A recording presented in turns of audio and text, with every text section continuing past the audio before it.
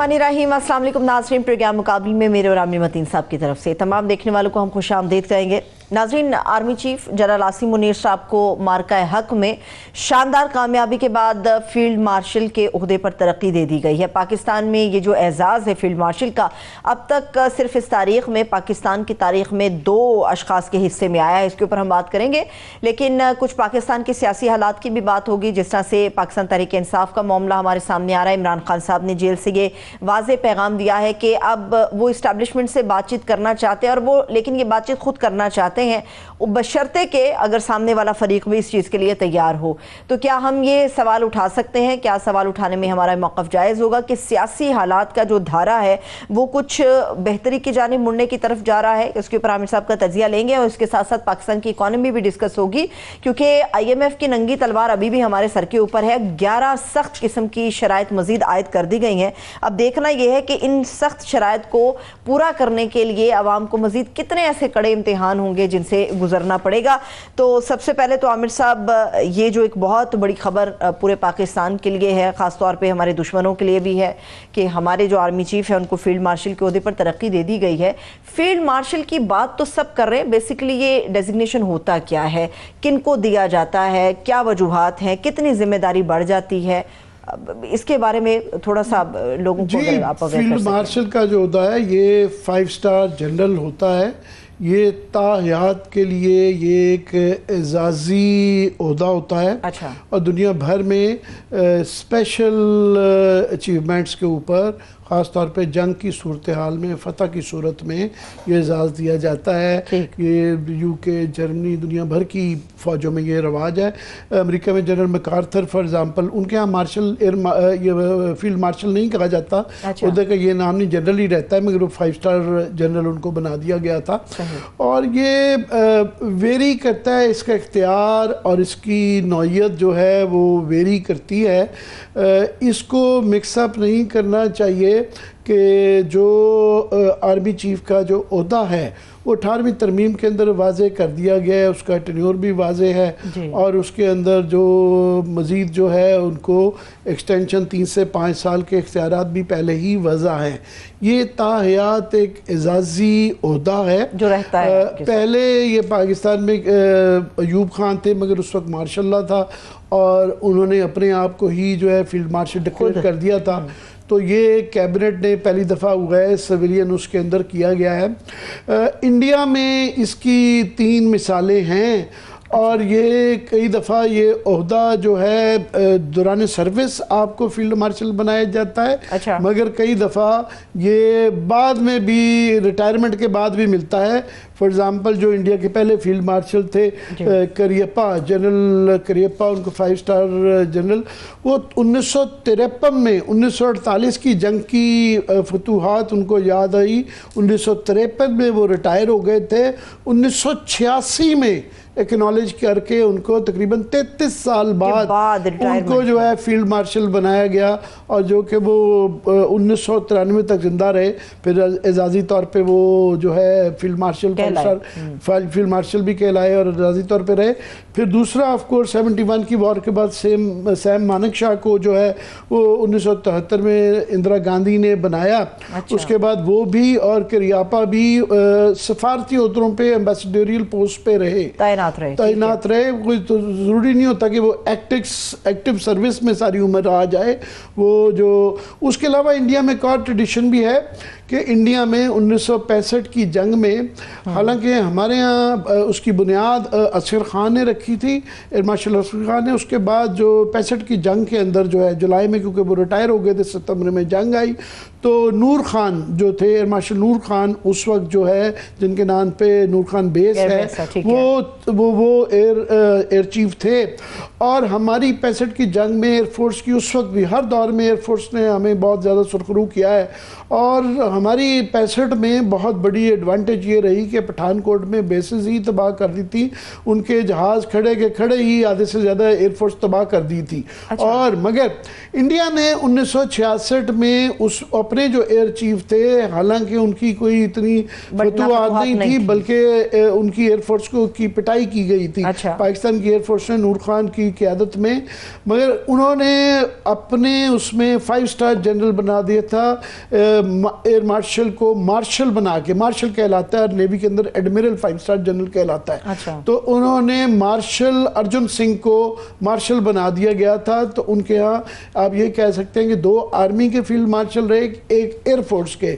اور میری بلکہ گزارش ہوگی کہ ظہیر احمد بابر صاحب نے, ان کی بہت کنٹریبیوشن ہے ساری آرمڈ فورسز کی, آف کورس کی ایک ملی جلی وہ قیادت ہوتی ہے. جنرل عاصم منیر کا کریڈٹ کو کوئی انڈرمائن نہیں کر سکتا, ان کی قیادت ہے, مگر ان کا بھی خاص جو اکنالجمنٹ میرا خیال کرنی چاہیے. اور فضائیہ کے لیے ان کو فی الحال یہ کیا گیا ہے کہ ان کی ملازمت کی مدت جو ہوگی تو اس کے بعد وہ برقرار رہیں گے.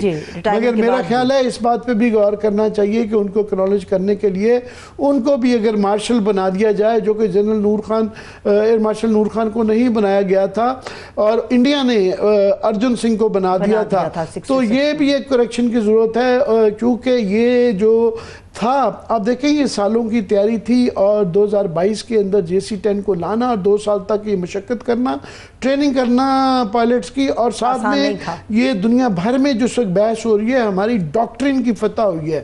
یہ کوئی صرف ایئر سکرمش ڈاگ فائٹ نہیں تھی, یہ ہمارا جو پورا ایک ہم نے ایک باکس اسے کہا جا رہا ہے کہ ایک نظام بنایا تھا جس کے لیے پریکٹس کی گئی تھی, مشقیں کی گئی تھی, ٹریننگ کی گئی تھی, اور ہم بالکل تیار بیٹھے ہوئے تھے. اسی لیے ہمارے 42 جہاز تھے, ان کے جو ہے وہ 72 بتائے جاتے ہیں اور ایک سٹیج پہ شاید 80-90 تک کراس کر گئے. تو ریسنٹ ہسٹری میں دنیا کی اتنی بڑی ایئر بیٹل نہیں ہوئی, تو اس کے لیے پوری دنیا اس کو سٹڈی کر رہی ہے. تو میرا خیال ظہیر احمد بابر صاحب کو بھی یہ اکنالج کر کے اس پہ غور و خوض کرنا چاہیے پرائم منسٹر کو اور کیبنٹ کو, کہ ان کو بھی اگر 5 اسٹار مارشل بنا دیا جائے تو یہ اکنالجمنٹ ہوگی. ایک ساتھ دوران سروس 2 لوگوں کے لیے یہ عہدہ رکھا جا سکتا ہے عامر صاحب؟ نہیں, یہ تو آف کورس جو ہے وہ ایئر فورس کے 5 اسٹار جنرل ہوں گے, اور یہ آرمی, یہ اوورال جو ہیں آرمی پاکستان کے اندر کمانڈ کے سٹرکچر کے اندر, کیونکہ آرمی لیڈ کرتی ہے وہ ہے, تو اس کا کوئی وہ نہیں ہے. نیوی کے بھی ہو سکتے ہیں, 3 ہو سکتے ہیں, اور کافی دنیا کے اندر مثالیں ہیں آرمیز کی کہ ایک وقت میں بھی 2-2, 3-3 جو ہے. سیکنڈ ورلڈ وار کے بعد جو ہے آپ دیکھیں کئی لوگوں کو 5 اسٹار ایک فوج کے اندر اور ایک مارکے کے اندر یہ بنایا گیا. تو یہ اس کی کافی وہ ہیں, مگر بہرحال یہ ایک اکنالجمنٹ ہو جاتی ہے. ٹھیک ہے, ابھی آ جاتے ہیں موجودہ صورتحال کے اوپر عامر صاحب, جو ہمارے خاص طور پہ سیاسی معاملات ہیں سفارتی مہم کے حوالے سے بھی, تو اس کے اوپر گفت و شنید تو بہت ساری ہو رہی ہے, اور یہ بھی بات کی جا رہی ہے کہ دیکھیے بھارت نے کیا کیا, پاکستان نے کیا. آج میں شہری صاحبہ کو بھی سن رہی تھی, وہ بھی یہ کہہ رہے تھے کہ یہ تو ایک حکومت کی ایک کمیٹیاں بنائی گئی ہیں جنہوں نے دنیا کے سامنے اپنا کیس رکھنا ہے, تو اپوزیشن کا کسی قسم کا کوئی حق نہ تلف کیا گیا ہے اور نہ ہی ان کا کوئی شکوہ شکایت کرنا بنتا ہے, کیونکہ یہ پارلیمنٹری کمیٹیز نہیں بنائی گئی.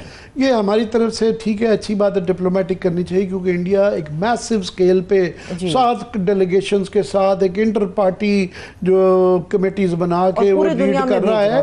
مگر یہ آپ دیکھیں پوری دنیا کا میڈیا, دنیا کی افواج, دنیا کے اس طرح کے جو لوگ اسٹریٹجسٹ ہوتے ہیں, یہ 95% میرٹ پہ ہوتا ہے.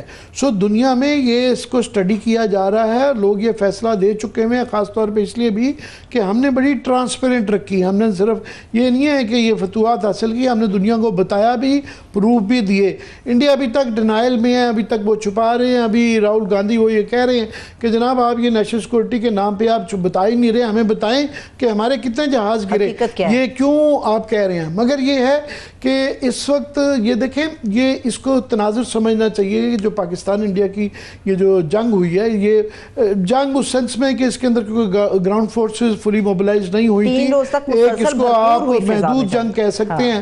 مگر کیونکہ یہ ایک بہت بڑے اشارے دیتی ہے دنیا کے بڑے تناظر میں, بڑے کینوس میں, وہ اس لیے کہ یہ آپ کہہ لیں کہ یہ رائز آف چائنا اور پلس رشیا اور ان اے وے فال آف دی ویسٹ, یہ جو 50 سال 100 سال سے सेकेंड वर्ल्ड वॉर से या फर्स्ट वर्ल्ड वॉर से भी अमेरिका की जो एक सुप्रीमेसी थी और वेस्ट की सुप्रीमेसी थी, वो जो अलायंस थी उसकी एक ये इसको उसकी एक मिसाल के तौर पे देखा जा रहा है। और इसके साथ में आप देखें ये छोटे मुल्कों का बड़े मुल्कों को शिकस्त देना, पहले ये काफ़ी मफरूज़े वेस्ट के टूट रहे हैं, जिस तरह के यूक्रेन के अंदर पूरी नेटो की मिला के रूस ने उनको अपनी तमाम सेंक्शंस के बावजूद वहाँ शिकस्त दी। आप इसराइल में देखें गो के गाज़ा के अंदर तमाम तर कोशिश के बावजूद हमास अभी ज़िंदा है, हुथियों के साथ जो है अमेरिका को सुलह करनी पड़ रही है। तो ये इसको पाकिस्तान की जंग को भी उस तनाज़ुर में दिखे कि हमारे मुकाबले में इतने बड़े मुल्क को जिस तरीके से शिकस्त की गई।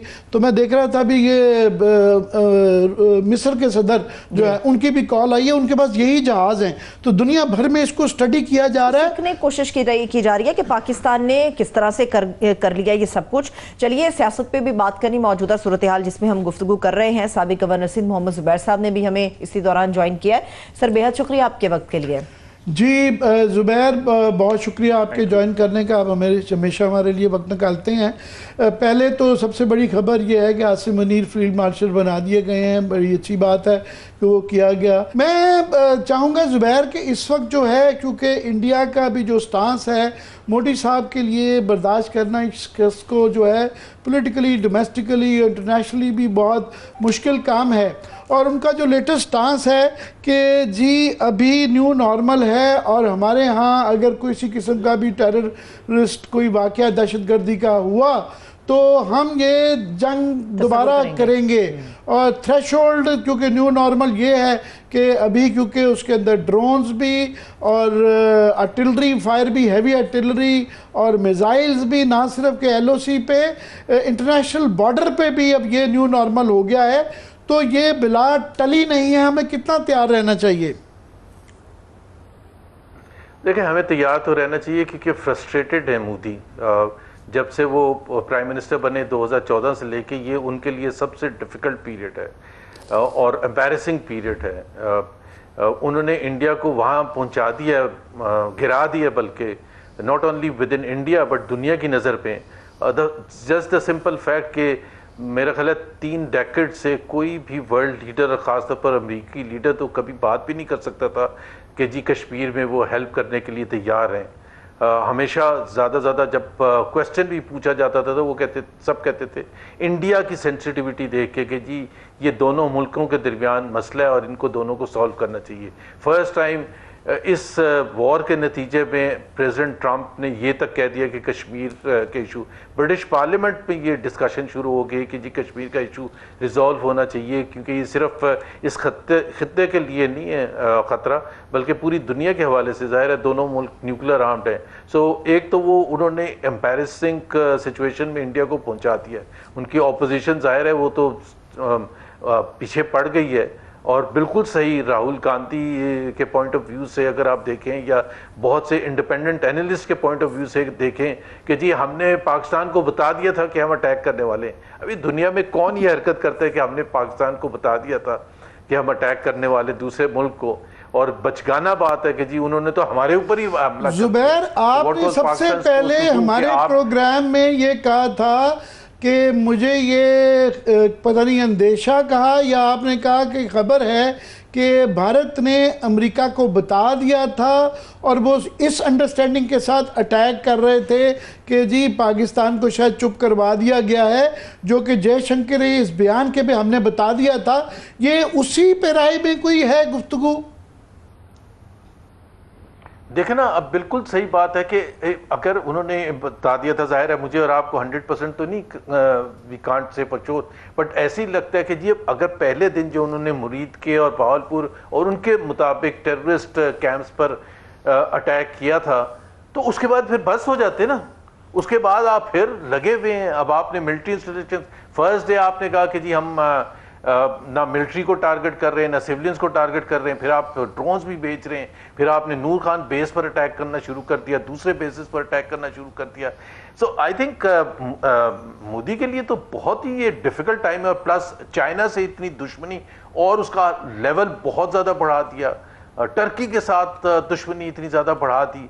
اینڈ آئی تھنک جو سب سے زیادہ شرمندگی کی بات انڈیا کے لیے اب ہو رہی ہے کہ Pakistan and India are being equated as regional powers as such. تو ظاہر سی بات ہے وہ تو پاکستان کی طرف ہمیں پیرٹی زبیر بالکل اس کے ساتھ دنیا بھر پیرٹی ہمیں مل گئی ہے. ایک اور تناظر جو جس میں یہ ساری جنگ کو دیکھا جا رہا ہے کہ یہ جو 100 سال سے رائز آف دا ویسٹ جو ہے لیڈ بائی یونائٹڈ اسٹیٹس کے بعد اب یہ جو ہے اس کی فال اور رائز آف یا کم از کم لیسنڈ پاور جو ہے اور rise of China and global south led by China, یہ اس تناظر میں بھی یہ اس جنگ کو دیکھا جا رہا ہے. کیا کہیں گے؟ ایبسولوٹلی دیکھیں نا, ایک تو یہ ہے کہ چائنا کی economic as an economic power house تو کسی کو کوئی شک ہی نہیں ہے.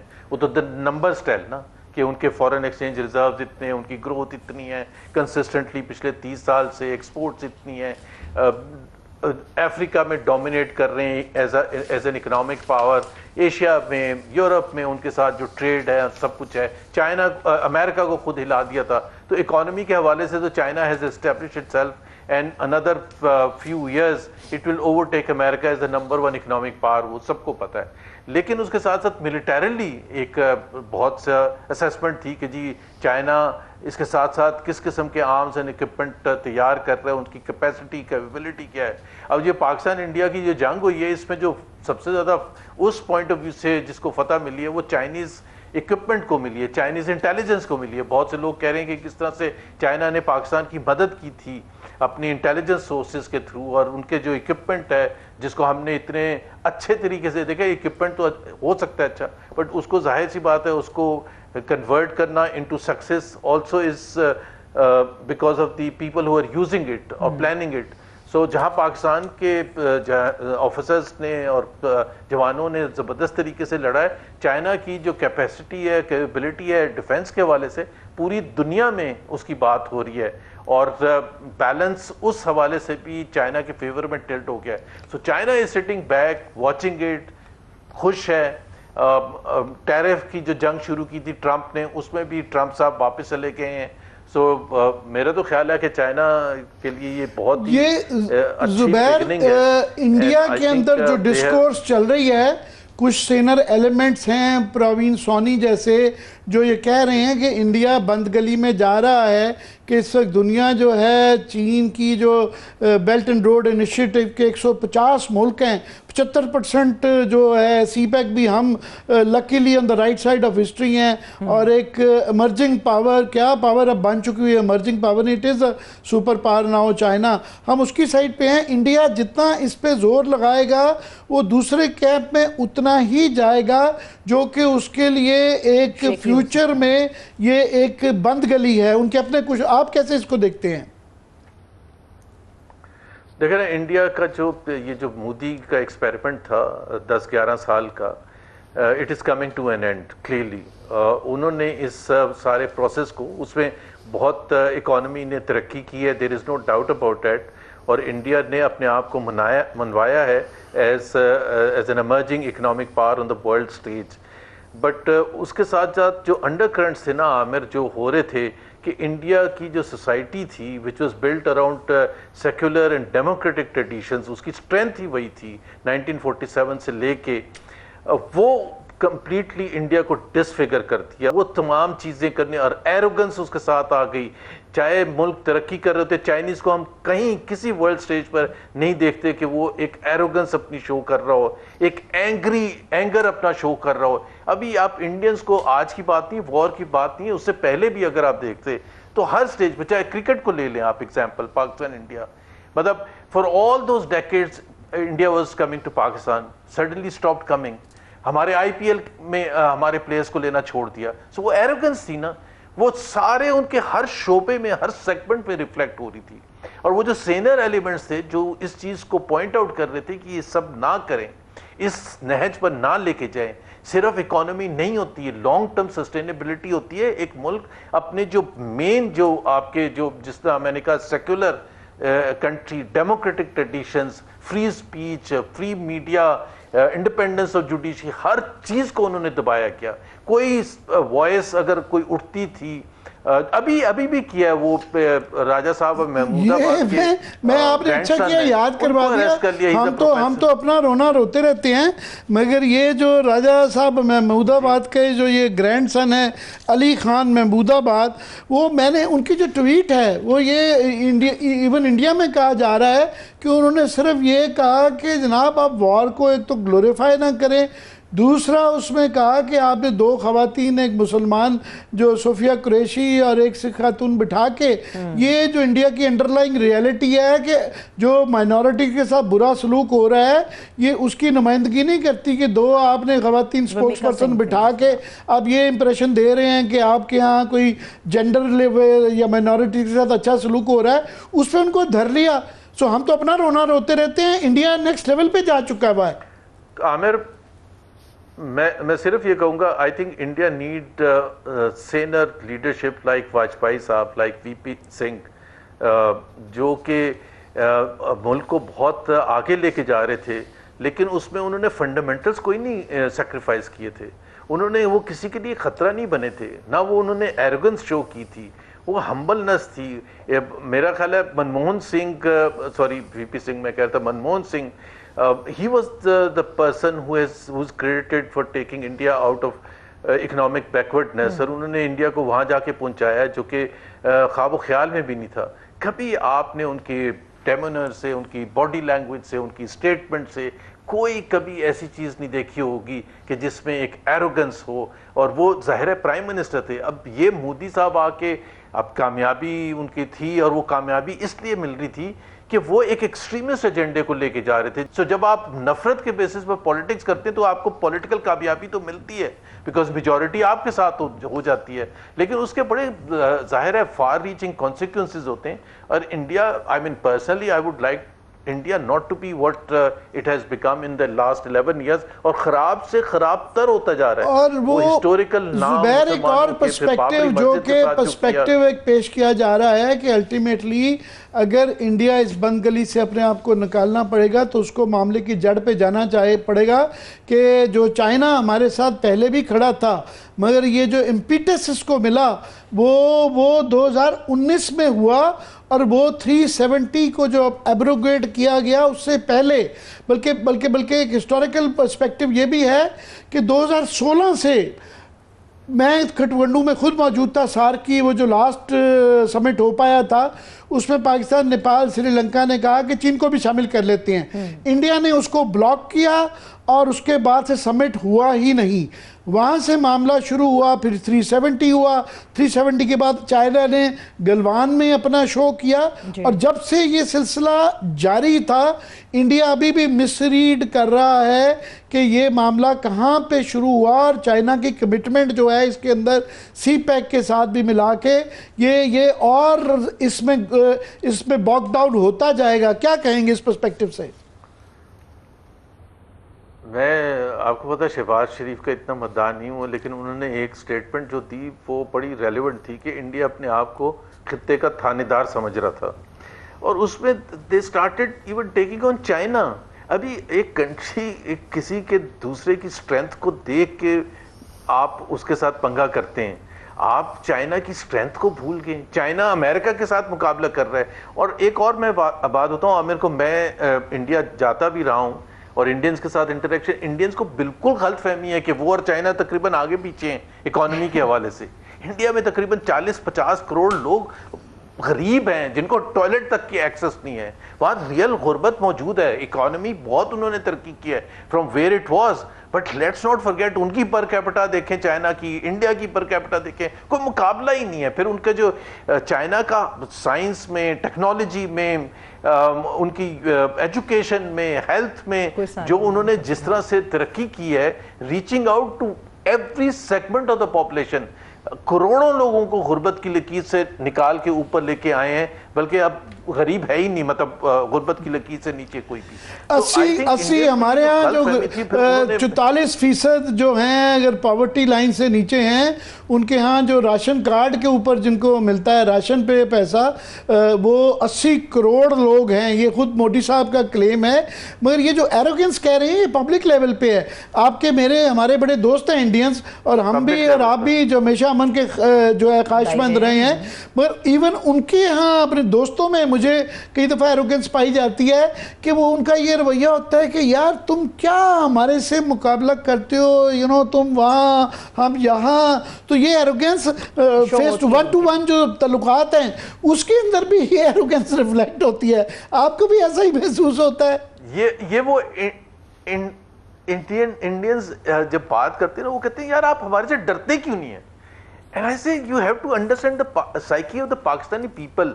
और ये इस वॉर के दौरान मेरा ख्याल है सबसे ज्यादा अच्छे तरीके से, भरपूर तरीके से सामने आया है कि मिसाइल अटैक हो रहे हैं तो साइड पे सिविलियंस खड़े होकर देख रहे हैं, और ड्रोन्स आ रहे हैं तो उनको कोई खतरा, डर ही नहीं लग रहा। नूर खान एयरबेस पर अटैक हुए तो थोड़ी देर बाद मजमा इकट्ठा हो गया, नारे शुरू हो गए पाकिस्तान जिंदाबाद के। सो आई थिंक उसकी जो पाकिस्तानी की जो रेजिलियंस है ना, वो बिल्कुल डिफरेंट है। वो उसके वॉट एवर दोज रीजंस हो तो एक अलग डिबेट है, बट इंडियंस ये सबसे बड़ा गिला है कि आप हमें डरते क्यों नहीं हमारे साथ, आप हमें वो रिस्पेक्ट क्यों नहीं देते कि जी हम बहुत बड़ी ग्रेट नेशन है और हम वर्ल्ड पावर हैं, और आप खित्ते में अपने आप को एटलीस्ट रीजनल लेवल पर हमारे से डरे हैं, so on and so fourth. उसमें इंडिया की सबसे बड़ी कमजोरी है। आई थिंक पाकिस्तान को कोई इशू नहीं था उनको रिकग्निशन देने के लिए एज एन इकोनॉमिक पावर, और जो उनकी अचीवमेंट्स हैं, मैं तो हमेशा कहता हूँ बड़ा बनने के लिए बड़ा शो भी करना चाहिए, रवैयों में भी आपके वो बड़ापन आना चाहिए, और ये बड़ा पार्टनर का जो है अमन लाने में वो बड़ा रोल ही होना चाहिए। मैं लास्टली चाहूँगा ये गाजा में, क्योंकि ये आदत पड़ गई है रोज़ की, पर वो इतने मजालिम बड़े में, अभी लेटेस्ट जो चल रहा है वहाँ पे जो ह्यूमैनिटेरियन क्राइसिस आया हुआ है, और बताया जा रहा है कि अगर फूड सप्लाईज ना हुई तो पता नहीं कितने सैकड़ों बच्चों की जान जा सकती है। मैं क्विकली चाहूँगा कि उस पर आपके व्यूज़ ले लूँ। गाजा तो मेरा ख्याल है हम सब के लिए, हम सब का मेरे मतलब है मुसलमानों के लिए एक शर्मिंदगी का बाइस है।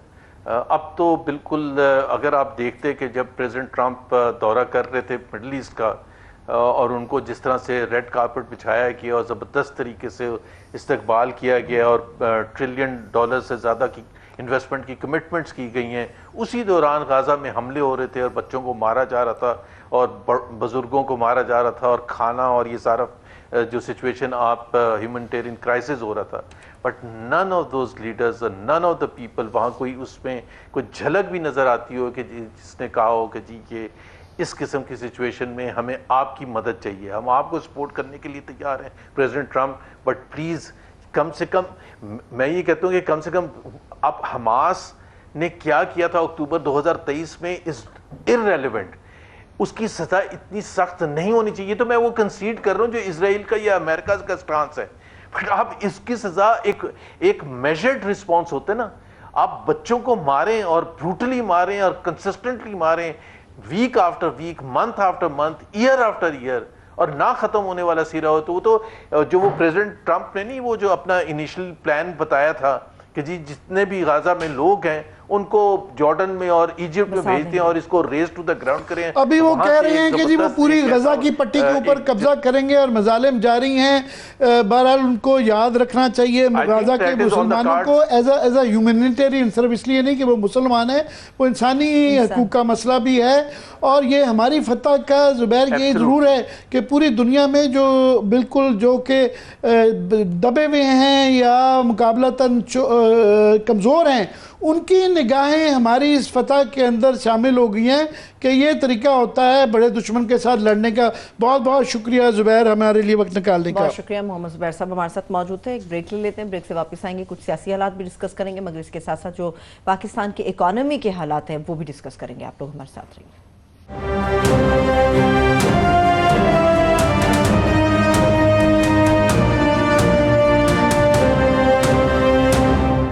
بریک کے بعد ایک مرتبہ پھر سے خوش آمدید کہیں گے. پاکستان کی جو اکانومی کی صورتحال ہے، ایسے میں جب ہمارے سامنے کئی ایسی کڑی شرائط ہیں جس کو پورا کرنے کا حکومت تو عزم ظاہر کر رہی ہے، کیا عوام کے اندر اتنا دم ہے کہ ان شرائط کے اوپر وہ پورا اتر سکے؟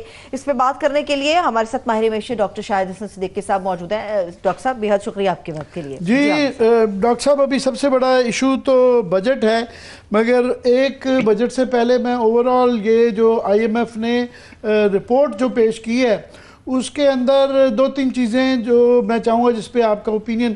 ایک تو یہ ہے کہ وہ 2.6 پہ گروتھ ریٹ وہ آ گیا ہے جو پہلے 3 سے زیادہ کا بتایا جا رہا تھا. اور دوسرا جو ہے انہوں نے اپنی جو ایک اس کو وہ آپ کہہ رہے ہیں کہ یہ شرائط نہیں ہے ہماری 11 جو پیش کی ہیں، اس میں وہ کہہ رہے ہیں کہ یہ صرف ہم نے ایک روڈ میپ دیا ہے کہ آپ اس کو ذرا فالو کریں. تو پہلے اوور آل اس کے حوالے سے میں چاہوں گا کہ آئی ایم ایف کا یہ کرنا، اور یہ ساتھ میں کہنا کہ ابھی جو ہماری پارلیمنٹ جو آئی ایم ایف کے پلان کو اس کے اوپر اپنی مہر ثبت کرے گی، اس کے بعد بجٹ پیش ہوگا، بجٹ پاس ہوگا. کیا کہیں گے؟ بہت شکریہ آپ کا. دیکھیے، بڑی پوزیشن واضح ہے کہ جو اب تک ہمارے 2 درجن پروگرام ہوئے ہیں اس کا نتیجہ یہی ہوا کہ معیشت لڑکھڑاتی رہی، اور جو پروگرام ختم ہوا تو اگلے پروگرام میں گئے. وہی اب ہونے جا رہا ہے. پوری ذمہ داری سے کہہ رہا ہوں کہ ابھی جو ٹائم رہ گیا ہے اس میں معیشت لڑکھڑاتی رہے گی. اور یہ بات 100% یقینی ہے کہ جو امریکہ چاہتا ہے، جو آئی ایم ایف چاہتا ہے، اور ہم کچھ بھی کہیں، مگر حکومت نے یہ فیصلہ کر لیا ہے کہ اگلے پروگرام میں بھی 2027 کے بعد جائیں گے. اس کی وجہ یہ ہے کہ ان کا اہداف جو انہوں نے رکھے ہیں ٹیکس، جی ڈی پی کے اور ایکسپورٹ کے، اتنے کم ہیں کہ وہ چیخ کے کہہ رہے ہیں کہ ہمیں آئی ایم ایف کی ضرورت پڑے گی. یہ بات میں اس لیے کہہ رہا ہوں، اگلے 2 برسوں میں ہمیں $20 ارب ہر ایئر آلریڈی پے کرنا ہے. اور پھر اگلے سال پھر رونا شروع ہوگا کہ جی دوست ممالک سے ہم نے کہا جناب رول اوور کرتے ہوئے 1 سال کے لیے کرتے، کچھ گیپ ہوگا، وہی رونا دھونا چلے گا، اور الٹیمیٹلی ہم 2027 کے بعد اس پروگرام میں جائیں گے. مگر اس وقت میں یہ زیادہ تلخ بات کیوں کر رہا ہوں، اس کے 2-3 وجوہات. ایک تو یہ کہ حکومت بار بار یہ کہہ رہی ہے کہ جی ہم نہیں جائیں گے، حالانکہ ان کو پتہ ہے کیوں جائیں گے. مگر اصل بات کچھ اور ہے. اس وقت اصل مسئلہ کچھ اور ہے جو میں سمجھتا ہوں جس پہ ہمیں بات کرنی چاہیے. وہ یہ ہے کہ اللہ تعالیٰ نے خصوصی ہمارے ساتھ مدد کی، تائید کی، اور ہمیں ایک ہے بزدل دشمن جو ہم سے زیادہ طاقتور تھا، ہمیں فتح عطا فرمائی. اللہ تعالیٰ کو یہ پتہ تھا کہ جب وہ فتح مبین ہوتی ہے جیسے ہمیں اب ہوئی ہے تو بہرحال دشمن ہمیں بھی کچھ نہ کچھ نقصان پہنچاتا ہے. اور جب اس کو شکست ہوئی، اس وقت واضح شکست ہوئی، تو وہ اپنے زخم کھودنے کے لیے اپنے دفاعی بجٹ بھی بڑھائے گا اور اپنے جاریت کی تیاری کرے گا. اللہ تعالیٰ کہتا ہے کہ جان اور مال سے جہاد کریں، جان اور مال سے جہاد کریں اگر آپ کو آئندہ کامیاب ہونا ہے. تو جان اور مال سے کیا مطلب ہے؟ وہ یہ کہہ رہے ہیں کہ جو نقصانات ہوئے ہیں تو اب قوم تیار ہے اس بات کے لیے کہ عوام پر بوجھ ڈالے بغیر ہم دفاعی بجٹ بڑھائیں، اور اگر نہیں بڑھاتے تو پھر مجھے خوف ہے. قدرت کی بصیرت ہے وہ کہ اللہ نے اس موقع پہ کہا ہے کہ کیوں کہا ہے فتح کے بعد کہ آپ جو ہے اپنی جان سے جہاد کریں گے، اسی موقع کے لیے کہا ہے. نمبر 1 تو یہ بات. دوسری ایک بڑی اہم بات ہوئی ہے. میں ڈاکٹر صاحب اسی پہ کیونکہ اس وقت سب سے اہم بات یہی ہے کہ جو تجویز کی جا رہی ہے یہ 12 سے 18% جو ڈیفنس بجٹ بڑھانے کا، بڑی اچھی بات ہے کیونکہ ابھی تیار رہی ہمیں کرنے کی ضرورت ہے. مگر یہ ایک ایشو آ جاتا ہے کہ 50-60 سال تک ہمارا اور انڈیا کا جو ڈیفنس بجٹ تھا وہ $2 بلین سے زیادہ کا فرق نہیں آتا تھا. اب وہ $80 بلین پہ چلے گئے ہیں، ہم 10-11 بلین پہ ہیں، اور وہ ان کا جو ہے 1.5 یا 2% آف جی ڈی پی ہے، کیونکہ ان کا جی ڈی پی کا سائز بہت بڑھ گیا ہے. ہمارا جو ہے 3 سے 4% آف جی ڈی پی ہے. تو ہماری کیونکہ استطاعت کم ہے، تو کیا فرمولہ ہے کہ تھوڑے پیسے کے ساتھ ہم زیادہ سیکورٹی لے سکتے ہیں؟ یہ تجویز ذرا بیان کریں پلیز. یہ آپ نے اتنا اہم سوال دیا ہے تو مجھے آپ کو 2-3 منٹ دینے پڑیں گے تاکہ میں اس کا جواب دے سکوں. پہلی بات، ہمارا جو دفاعی بجٹ تھا 2023 کا وہ $1585 ارب کا تھا، 1585. میں یہ دیکھ رہا تھا کہ جو آپ نے اپنے 80% سے زیادہ بینک جو ہیں وہ فارینرز کو دے دیے، انہوں نے جو سود کمایا قرضوں پر اور جو ڈپازیٹر کو دیا، اس میں ان کو ہے 1848 ارب روپے سود کی آمدنی ہوئی بینکوں کو، جس کا بڑا حصہ وہ 5-6 فیملیز کو ملا. 1848 ارب روپے سود کے بدلے میں جو ادا کیا اور جو وصول کیا، اس میں 1848 ارب روپے کا فرق ہے. جس کے بینیفیشریز بڑی حد تک چند خاندان ہیں. لیکن ڈیفنس بجٹ آپ کا جو ہے وہ صرف 1585 ارب روپے چیز کے کہہ رہے ہیں. دوسری میں ایک فگر اور دینا چاہتا ہوں. ہمارے جو ٹیکس کی آمدنی ہے پاکستان کی 2023 کی میں بات کر رہا ہوں وہ تھی 7,818 ارب روپیہ. اس میں صوبوں کا بھی شامل ہے ٹیکس ریونیو 7,818. اور جو ملک نے قرضوں پر سود دیا ہے, میں قرضوں کی ادائیگی کی بات ہی نہیں کر رہا, جو سود دی ہے وہ ہے 8,545 ارب روپیہ. تو آپ سود زیادہ دے رہے ہیں, ٹیکس آپ کا وفاق اور صوبے ملا کے جو ہے وہ اس سے بہت کم ہے. یہ دوسری بہت بڑی فگر ہے جو میں آپ کو دے دوں. تیسری بات یہ تھی کہ جو بینکس نے جو کچھ کیا ہے میں اس پہ ابھی لوگ بات نہیں کرتے کیونکہ وہ بہت زیادہ ایڈورٹائزمنٹ وغیرہ بھی دیتے ہیں تو عام طور سے پسند نہیں کیا جاتا. مگر میں آپ کو ضرور بتانا چاہوں گا کہ میں نے کمپیئر کیا 2023 میں جو سب سے بڑا اسلامک بینک ہے اس کے ڈپازٹ صرف 2,717 ارب تھے, اور جو سب سے بڑا بینک پاکستان میں ہے وہ ڈپازٹ کے لحاظ سے وہ ہے حبیب بینک 4,142. تو 4,142 ارب کے جب ڈپازٹ تھے اور سب سے بڑے اسلامی بینک کے 2,717, یعنی ان کی ڈپازٹ 1.5 گنا زیادہ تھی. کیا ہمیں معلوم ہے کہ سب سے بڑے اسلامی بینک نے منافع دیا, بچت کھاتے ان کا جو منافع ہوا وہ 170 ارب کا ہوا, اور حبیب بینک جو بڑا پرانا بینک ہے ساری دنیا میں اس کا منافع جو ہے 113 ارب. کیسے ہو گیا جب ان کا ڈپازٹ اتنا کم ہے؟ اس لیے ہو گیا کہ کھاتے تھے پروفٹ اینڈ لاس شیئرنگ کے دونوں کے, تو اسی میں جبکہ ہمارے ڈپازٹ 1.5 گنا تھے اور جو اسلامی بینک کا منافع کہیں زیادہ تھا حبیب بینک سے, تو حبیب بینک اور دوسرے سودی بینکوں نے جو استحصال کر رہے ہیں وہ 2023 میں بچت خاصوں کو دیا تھا 20.5, اور سب سے بڑے اسلامی بینک نے جو کہ اسلام کے کہہ رہے ہیں ہم شریعت کے مطابق کر رہے ہیں انہوں نے یہ 11.1, تو 11% دیا, انہوں نے 20% دیا, منافع آپ نے بے تحاشا کما لیا, تو فارنرز کو تو فائدہ ہو گیا جو اس کے مالکان ہیں.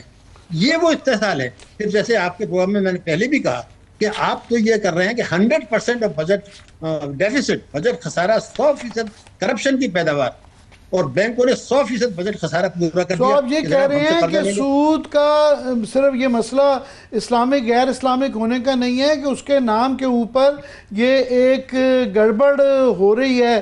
اور دوسرا آپ نے یہ بات کی کہ آپ نے اگر ڈیفنس بجٹ کو بڑھانا ہے تو ایک بینکوں سے پیسہ نکلوایا جائے. دوسرا آپ جو ہمیشہ کہتے رہتے ہیں کہ ہم نے فار ایگزامپل تنخواہ خواہ طبقے کو پکڑ لیا, 10% ان سے ہی نکلواتے ہیں جو پہلے ہی سے قابو لوگ آئے ہوئے ہیں, انہی سے اور جو ہے اسی گائے میں سے اور دودھ نکالنے کی کوشش کی جا رہی ہے. مافیاز جو ہیں یا اسٹرانگر لابیز جو ہیں جیسے کہ زراعت پہ دیکھیں گے کیسے نکالتے ہیں, تاجر سے کیسے نکالتے ہیں, اور کیا سورسز ہیں آؤٹ آف دا باکس جس کے ذریعے کہ ہم بہتر وسائل کریٹ کر سکتے ہیں تاکہ یہ اپنی ڈیفنس بھی بہتر کی جا سکے. دیکھیے پھر آپ نے کہا انتہائی عام نقطہ, اور میں صرف وہی اعداد و شمار پیش کروں گا جو حکومت کے اور اسٹیٹ بینک کے. دیکھیے صورتحال بالکل اس سے مختلف ہے جو آپ نے بتائی. وہ یہ ہے کہ ہم یہ جو بینک بے تحاشا ٹیکس دے رہے ہیں حکومت کو, وہ جو لوٹ رہے ہیں کھاتے داروں کو اور گورنمنٹ کو جو قرضے دے رہے ہیں وہ اسٹیٹ بینک سے کم شرح سود پہ پیسہ لیتے ہیں, اس سے زیادہ شرح سود پہ وہی پیسہ جو ہے وہ حکومت کو دے دیتے ہیں کہ بجٹ خسارہ پورا ہو گیا. یہ تو ایک شیطانی چکر ہے نا. اگر آپ ان پہ زیادہ ٹیکس لگائیں گے وہ خوشی سے دے دیں گے, لیکن وہ ڈپازٹ کو پھر اور رگڑ دیں گے. اس لیے کہ جون 2024 میں بینکوں نے, سودی بینکوں نے 20.5% دیا, اب 9.5% انہوں نے بھی کر دیا ہے, اسلامی بینکوں نے بھی کر دیا. تو یہ مسئلے کا حل نہیں ہے. مسئلے کا حل وہ ہے جو کہ ان کو مجبور کیا جائے کہ آپ قانون کے مطابق ان کو منافع میں شریک کریں, اسلامی بینک بھی اور سودی بینک بھی. اس لیے کہ سودی بینکوں کے لیے بھی کنڈیشن ہے پروفٹ اینڈ لاس شیئرنگ. آپ نے اگر سودی بینک میں رکھا ہے, میں نے بھی رکھا ہے, وہ کھاتوں میں لکھا ہوا ہے پروفٹ اینڈ لاس شیئرنگ, وہ نہیں کر رہے ہیں, نہ اسلامی بینک کر رہے ہیں. اب آپ کا دوسرا سوال یہ تھا حل کیا ہے؟ حل وہی ہے جو شہباز شریف صاحب نے بتایا تھا, اور اس کے علاوہ کوئی حل نہیں ہے. جناب آپ نے تو کہا تھا کہ ٹیکسوں کی وجہ میں 15,000 ارب روپے کم وصول ہو رہے ہیں, آپ نے کہا تھا نا, لیکن آپ نے تو ایف بی آر کی بات کی تھی. ابھی جو صوبوں کا ہے پراپرٹی ٹیکس ہے, دوسرے ہیں 70,000 ارب روپے کا کالا ٹیکس ہے, کالا دھن ہے, اس کو جب آپ ملائیں تو 23,000 ارب بنتا ہے. اس کا ایک حصہ تو وصول کر لیں تو یہ آپ کا مسئلہ حل ہو جائے گا. مسئلہ ہے چوروں سے نمٹنا, معیشت کو دستاویزی بنانا, جو یہ بنا سکتے ہیں. مگر کہتے ہیں جی تو ڈیجیٹلائزیشن, ارے بھائی کون سی ڈیجیٹلائزیشن؟ آپ کے پاس پراپرٹی کی ڈیٹیلز نہیں ہے, آپ کے پاس بینکوں میں جو کھاتے ہیں اس کی ڈیٹیلز نہیں ہے, آپ کے پاس جو جی ایس ٹی کاٹتے ہیں آپ کو نہیں پتا ہوتا کہ قومی بچت میں کس نے پیسہ لگایا, بہبود میں کتنا لگایا, انویسٹمنٹ, ساری تفصیلات موجود ہیں. وہ آپ اگر ڈال دیں جو آپ کے پاس ہیں تو آپ کی اکنامی بڑی حد تک ڈاکومنٹ ہو جائے گی. آپ ڈاکٹر صاحب اگر میں صحیح سمجھا ہوں آپ یہ تجویز کر رہے ہیں کہ پہلے جو آپ انہوں نے رکھا تھا ٹارگٹ جو تو اس میں سے تقریباً 1000 ارب وہ شارٹ فال رہی, وہ تقریباً 1100 ارب روپے کے لیے پورا نہیں ہوا. ابھی وہ کہہ رہے ہیں 2000 ارب کے مزید وہ ٹیکسز لگائیں گے. اگر لگانے ہیں تو وہ پراپرٹی ٹیکس یا ان جو طاقتور لابیز ہیں جو پہلے بچی ہوئی ہیں ادھر سے اور بینکوں سے یا اس طرح کے سرکل سے نکالا جائے بجائے اس کے کہ دوبارہ تنخواہ دار طبقے کو گردن مروڑ دی جائے. جی بالکل, لیکن میں بالکل صحیح کہا آپ نے. میرا صرف کہنا یہ تھا کہ عوام بھی کچھ لے گئے ہیں, تنخواہ دار طبقے بھی کچھ لے گئے ہیں. بجلی پیٹرول کے نرخ بڑھا کر پیٹرولیم نے بھی اور کاربن ٹیکس اور GST بڑھا کے آپ نے عوام کو کچل دیا ہے نا. تو میں یہ صرف کہنا چاہتا کہ 2 فگر سب کو دے دوں. میں چاہتا ہوں قومی سلامتی کمیٹی اس پہ بھی بات کر لے. ہیومن ڈیولپمنٹ انڈیکس جس میں تعلیم آتی ہے, صحت آتی ہے, لائف ایکسپیکٹنسی آتی ہے, صاف پانی, نکاسی آب, انصاف کی فراہمی اور ایک آدمی اپنی زندگی اطمینان سے گزار سکے. یہ قرآنی احکامات بھی ہیں ان میں سے بیشتر اور آئین بھی کہتا ہے. اس میں 193 ملکوں میں ہمارا نمبر ہے 168, یعنی 26 ملک ہم سے جو خراب ہے. باقی ساری دنیا ہم آپ سے آگے 25 ہم سے. وہ 26 ہیں کون سے ہوئے میں آپ کو بتا دوں. 24 سب سہارا افریقن کے کنٹریز ہیں اور ایک افغانستان. اس کے علاوہ ساری دنیا میں انسانی وسائل کے لحاظ سے ہم سب سے نیچے ہیں. کہاں؟